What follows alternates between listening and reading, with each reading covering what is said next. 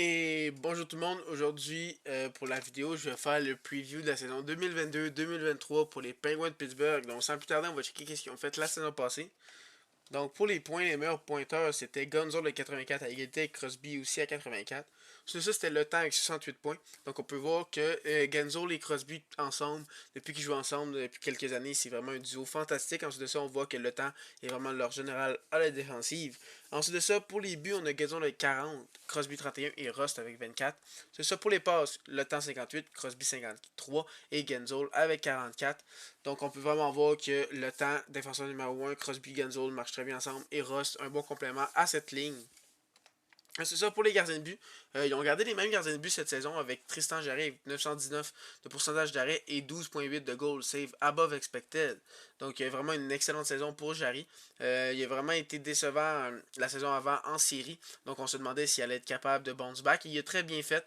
C'est juste décevant qu'en série il a été blessé. Comme De Smith aussi a été blessé. Donc ça a été Louis Domingue et c'est une des raisons pourquoi ils n'ont pas battu les Rangers parce qu'il avait mieux joué qu'eux selon moi. Et ensuite de ça, De Smith, comme j'en ai parlé, 914 de pourcentage d'arrêt, excellent. Mais moins 0.6 de goal save expected, donc il n'y a rien de fantastique là-dedans. C'est pas mauvais, mais ça pourrait être mieux. Donc ensuite de ça, pour l'équipe, les statistiques de l'équipe l'année passée. Donc ils ont fini avec 103 points, donc 46 victoires, 3e de la métropolitaine, 12e au classement général. Une excellente saison pour les Penguins de Pittsburgh. Comme on le sait, c'est une équipe très constante. Ils ont été bons du début à la fin. Ensuite de ça, les unités spéciales. En avantage numérique, ils ont fini 19e avec 20,1. Ça, c'est un point qui pourrait être amélioré dans l'équipe. Si vraiment il y avait quelque chose que tu dirais qu'il faudrait qu'il améliore, ça serait l'avantage numérique. Mais le désavantage numérique, vraiment, est excellent. Troisième de la Ligue nationale, vraiment, vraiment un aspect qui est la force des Pingouins, avec 84,4%. Ensuite de ça, pour les buts pour, ils ont fini 11e. C'est très bon. Ça pourrait être encore mieux. Mais vraiment, aucun problème pour les buts pour. Ensuite de ça, pour les plus comptes, 5e de la Ligue nationale avec 222. Juste ça, c'est fantastique. C'est une de leurs grandes forces, comme j'ai dit.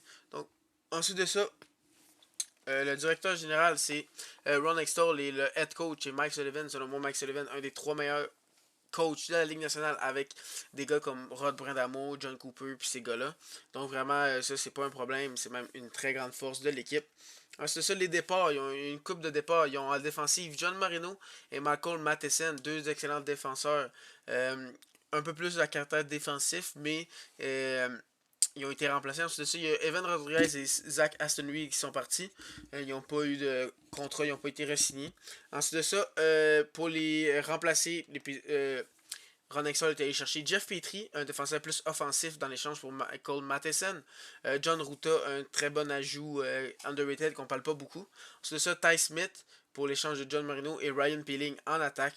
Euh, Honnêtement, j'aime beaucoup ce que Ron Exall a fait avec les défensives. Comme il voit les buts contre, qui sont 5e, des avantages numériques 3e. Donc il sait que c'est une de leurs forces. Qui c'est pas grave s'il donne deux défenseurs qui sont un peu plus à caractère défensif pour aller chercher plus d'offense, qui tu vois sont 11e.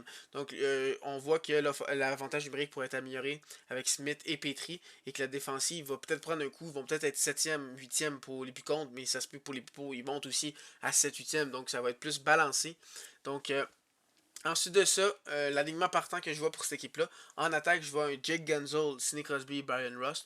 Un excellent trio qui a prouvé qu'est-ce qu'ils font ensemble. Surtout Gunzel et Crosby ensemble, c'est juste phénoménal. Ils jouent très bien défensivement et offensivement. Et Rust, c'est un très bon complément pour ce trio.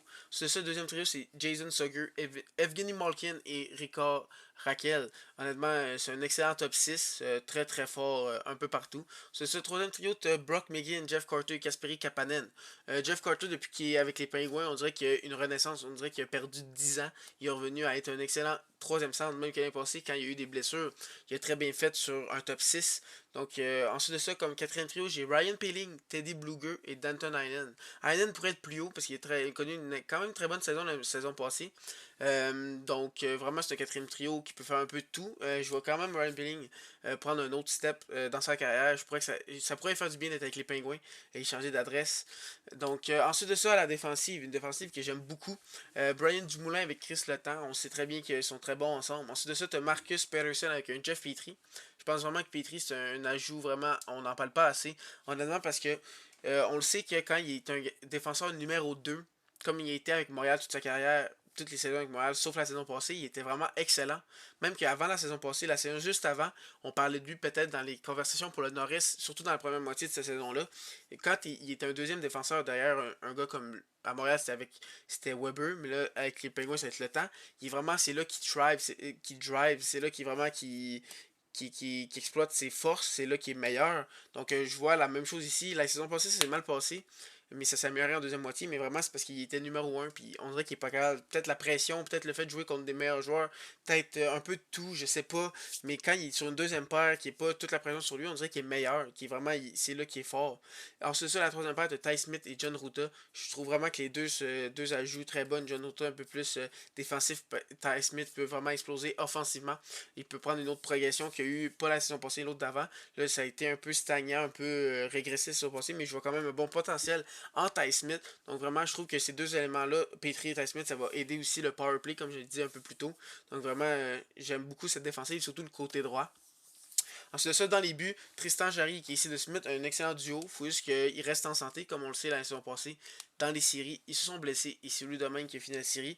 Puis honnêtement, je pense que c'est ça qui leur a coûté la première ronde. Sinon, ils auraient pu passer les Rangers avec quand même un peu de facilité. Dans plusieurs des matchs, c'est eux qui dominaient, mais ils ont perdu surtout à cause de Shesterkin, mais aussi parce qu'il n'y avait pas leur gardien numéro un. Donc, si j'avais donné des notes à chaque position en attaque, je donnerais un A. Honnêtement, c'est très bon. Je donne pas un A+, je pourrais peut-être même donner un A-, mais j'ai goût de donner un A. C'est surtout parce que les trois centres sont plus âgés. Puis souvent, il y a des blessures dans ces centres-là, comme on a vu la saison passée, Crosby et Malkin ont manqué des matchs. Donc ça peut faire un peu plus mal, mais sinon, vraiment très bon all-around, offensivement, défensivement. Ensuite de ça, à la défensive, honnêtement, je donne un A aussi. J'aime beaucoup cette défensive-là. Je trouve qu'il y a beaucoup d'éléments différents qui sont capables de jouer offensivement, défensivement, un peu de jeunesse, un peu de vétérans. Pour vrai, je trouve qu'il y a un bon mélange dans cette défensive-là. Et dans les buts, je donnerais un A-, parce que des Smith, j'ai un peu, des fois, il va connaître une bonne saison, l'autre d'après, non. Puis Jarry aussi, c'est resté en santé, c'est ça le problème. Donc vraiment, all around, je trouve que chaque position sont très bonnes. Donc vraiment, je pense qu'ils vont connaître une excellente saison. C'est de ça, les extras en attaque, il y a O'Connor, puis Archibald. Ensuite de ça, en défensive, il y a Friedman et Pierre-Olivier Joseph. Et ensuite de ça, il y a Chad Rodwell aussi. Et dans les buts, il y a Dustin Tokarski. Un des problèmes pour les Penguins, c'est le futur. Parce que honnêtement, je vois aucune recrue faire l'alignement des Penguins, même aucune que je vois être proche. Il y a peut-être. Non, pour vrai, il n'y en a aucune que je vois vraiment, même dans quelques années, ça va être un problème parce que il reste pas beaucoup d'années aux Penguins. Je sais pourquoi ils vont encore all-in parce que tant que tu as Crosby, Malkin et le temps, tu te dois d'y aller all-in parce que tu sais que tu seras pas dans le bas fond parce que c'est trois joueurs exceptionnels. Même avec la vieillesse, on voit que Crosby 84 points, le temps 68, tu vois que c'est encore de très bons joueurs. Donc tu dois espérer gagner peut-être une dernière coupe avant la fin de cette ère pour les Penguins. Donc la prédiction que j'ai, c'est Ganzo à 90 points. Donc 45 buts, je crois vraiment qu'il va connaître une saison exceptionnelle, comme à chaque année. C'est ça, je vois Crosby avec 60 passes. Si Ganzo fait 45 buts, c'est sûr que Crosby va avoir beaucoup de passes. Ensuite de ça, si j'avais à les placés dans le classement de la métropolitaine, si j'avais à prédire où ils vont finir, selon moi, ils vont finir dans le top 3. Puis selon moi, ça va être aisément. Je pense pas qu'ils vont se battre pour un wildcard. Je pense qu'ils vont avoir une excellente saison. Comme les Rangers puis les Hurricanes, selon moi, c'est les trois que je vois lock pour faire les séries dans leur division à eux. Je pense vraiment qu'il n'y aura pas trop de débat. Parce que je pense vraiment que les trois équipes que j'ai nommées, Penguins, Rangers, Caroline, ils ont des bonnes attaques, bonnes défensives, puis bons gardiens, vraiment all around partout, très bon. Donc vraiment, je trouve que les Penguins je suis sûr qu'ils vont avoir une excellente saison. À part si vraiment Crosby et Malkin se blessent, puis que là ça va vraiment mal, mais même à ça, je pense qu'ils vont connaître une excellente saison. Donc si vous êtes encore là, c'est sûrement parce que vous avez aimé. Donc n'hésitez pas à liker la vidéo. Puis si c'est pas déjà fait, à vous abonner et cliquer la petite cloche pour savoir quand je vais faire d'autres vidéos. Et aussi, n'hésitez pas à commenter où vous voyez les Penguins la saison prochaine dans la Ligue nationale, s'ils vont régresser, s'ils vont continuer à être une équipe contenders. Donc sur ce, bonne fin de journée et à la prochaine.